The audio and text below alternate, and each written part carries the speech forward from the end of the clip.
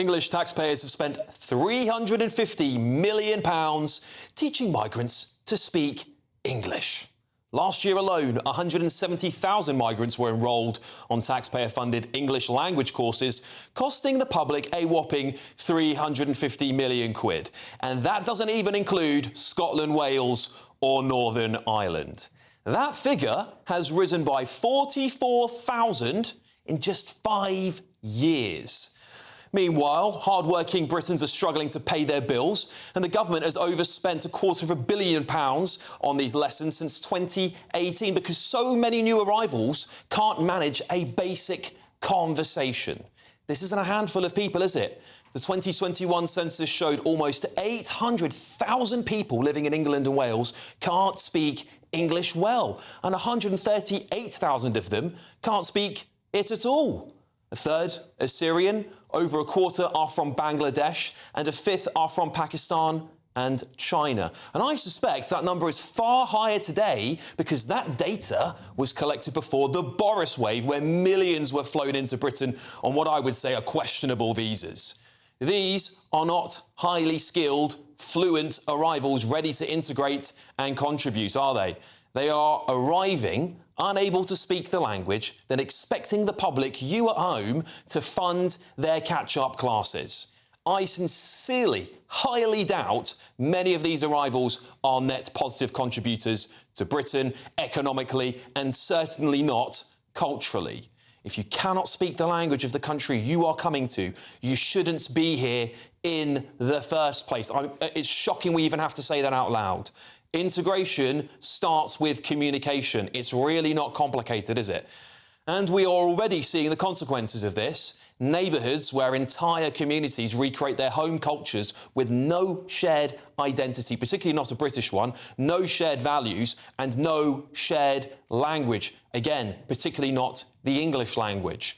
In my hometown of Harrow, a London borough, 63.2% of pupils don't speak English as their first language, according to the latest Department of Education figures. Quite shocking stuff, isn't it? In Glasgow, a recent report found 1 in 3 children do not speak English as their first language too. And nationally, in England, it is an absurd 21.4% of all pupils who now have their first language other than English, basically. In 2005, that number was just 10%.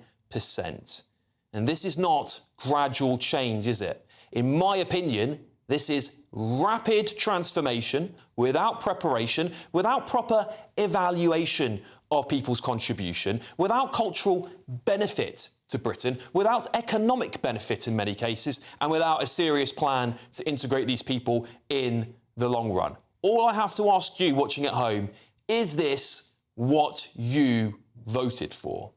Your passwords are your passwords, only for your eyes. But how safe is your phone or laptop or tablet? Well, watch this. I press one button and my phone is now shielded from hackers and prying eyes. ExpressVPN is your protector. Yes, you can protect all your passwords fast across multiple devices with ExpressVPN. Premium, fast and highly secure. Get big peace of mind for a low cost. Click the link in the description or scan the QR code to get up to 75% off, plus 4 extra months free, all backed by a 30-day money-back guarantee. Protect your online life today.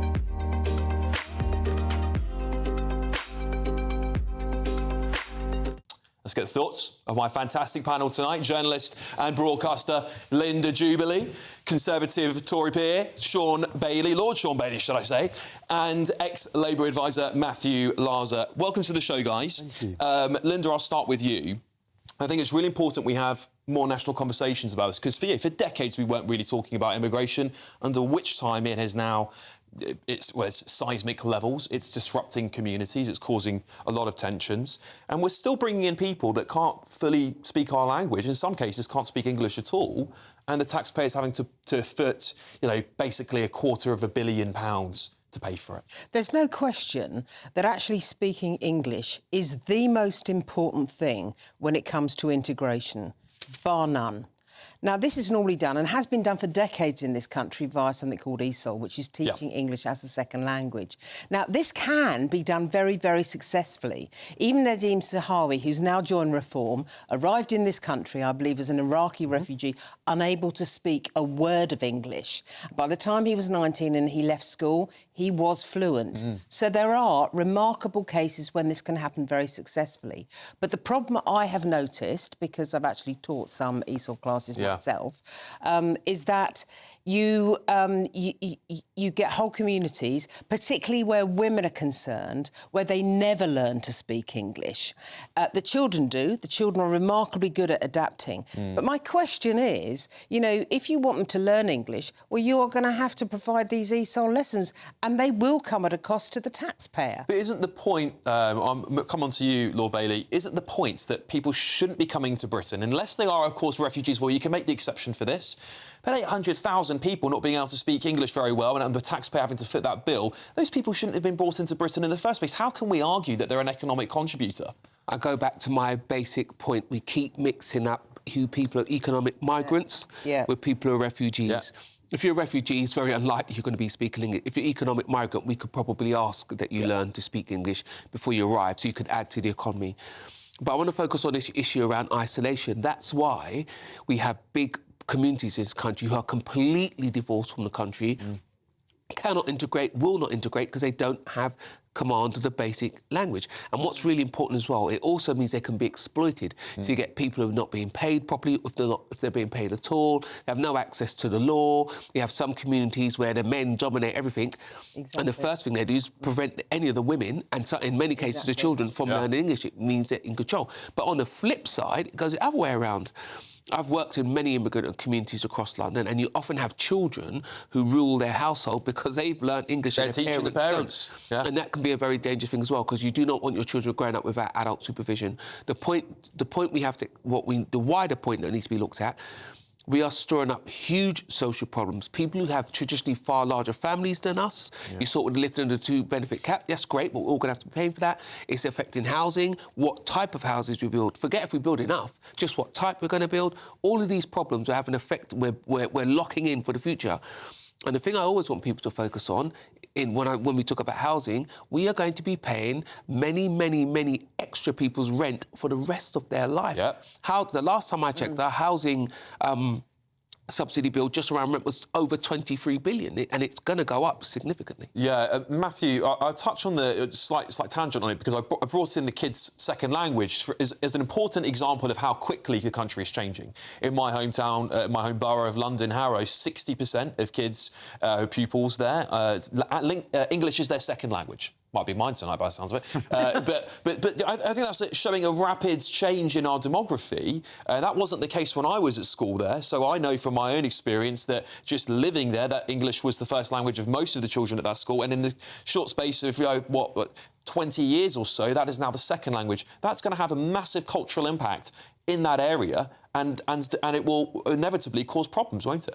Well, I mean, clearly, I think we all agree that immigration has been, legal migration has been too high for too long. And I don't want to get too party political about it, but we did have the massive Boris bounce, where I think that the eyes were taken off the ball, as it were, in terms of who was allowed to enter. In theory, if you're coming on any of the work visas, you have to pass an English language test, and you certainly have to pass an English language test to get your citizenship if you're moving towards that. So, look, I mean, I agree with Linda. I think that, these are a necessary pill to swallow in terms of the cost of the English language lessons, because the cost of not doing it is ultimately much higher in terms both of enabling people to contribute to the economy and also in terms of social integration. But I think you've got, can I just say, you've got a really big problem here, though, and Sean touched upon this, with you've got a kind of ghettoised situation in this country, and that is like a powder keg waiting to go off, just in terms of civil unrest or violence or something. Radicalisation is the big one. Radicalisation is the big one. You come to a community, you move abroad, you come to a poor community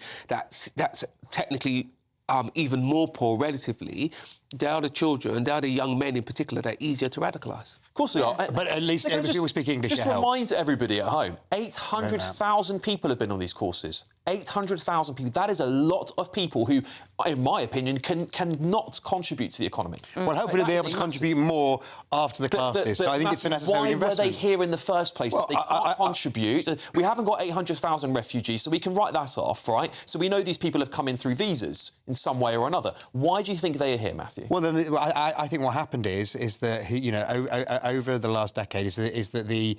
I mean, there are two things. First of all, if people came from the EU, they didn't have to, when we were still in the EU, they didn't have to have an English language test because obviously you had free movement. So some of them may have been topping up their English language skills. I think we know that an awful lot of EU migrants had incredibly good English, but there will be some part of that figure over. I don't know how long that 800,000 is over, but that would have been the case. Just to clarify, 800,000 speak very bad English. Right, so I think that mostly won't include, the vast majority won't be EU migrants.